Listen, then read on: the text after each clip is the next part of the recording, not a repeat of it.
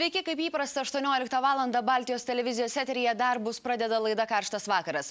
Šiandien Seime priimtas 2 metus svarstytas itin prieštaringai vertinamas pilietybės įstatymas. Jei įstatymas įsigaliotų, dvigubos pilietybės ribos gerokai įsiplėstų. Kitaip tariant, tai taptų ne išimtimi, o masiniu reiškiniu.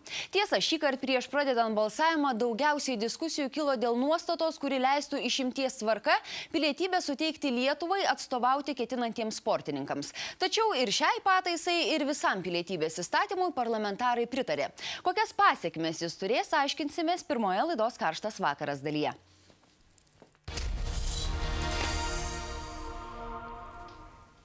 Į mūsų studiją šį vakarą yra atvykusi Regina Narušienė, Pasaulio lietuvių bendruomenės valdybos pirmininkė. Labas vakaras. Labas vakaras. Labas vakaras tariu ir 2 Seimo nariams, tai yra Egidijui Klumbiui, sveiki gyvi, taip pat ir Žilvinui Šilgaliui. Malonu, kad atvykote. Pradėsime nuo jūsų, ponė Regina.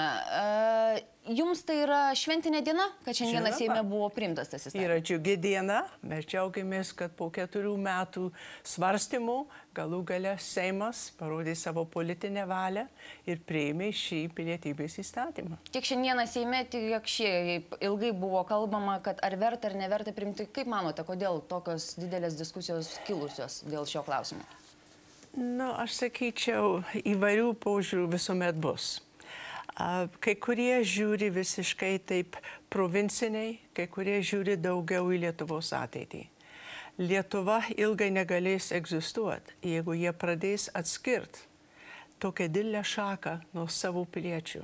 Pagalvokit, kiek yra Lietuvoje iš tikrųjų piliečių, tik apie 3 milijonai, o daug piliečių dabar yra užsienyje. Tai jūs sakot, kad tai yra svarbos reikalas būtent priimti tą įstatymą. Testinumui, taip. Supratau, jūsų nuomonė apie tai, kas šiandien vyko Seime trumpai?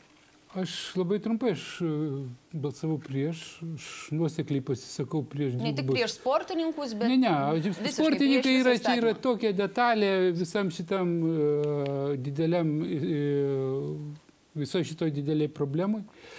Ir aš manau, kad pirmiausiai šitas įstatymas, toks koks projektas buvo priimtas, jisai prieštarauja konstitucijai. Dėl to, kad konstitucija numato tik tai išimtinę Lietuvos Respublikos dvigubą pilietybę, o praktiškai jinai turbūt 80% lietuvių, kurie gyvena užsienio šalyse, dabar turės teisę turėti dvigubą pilietybę. Tai tas prieštarauja, plus yra labai aiškus pasisakymas Konstitucinio teismo dėl pilietybės, dėl dvigubos pilietybės.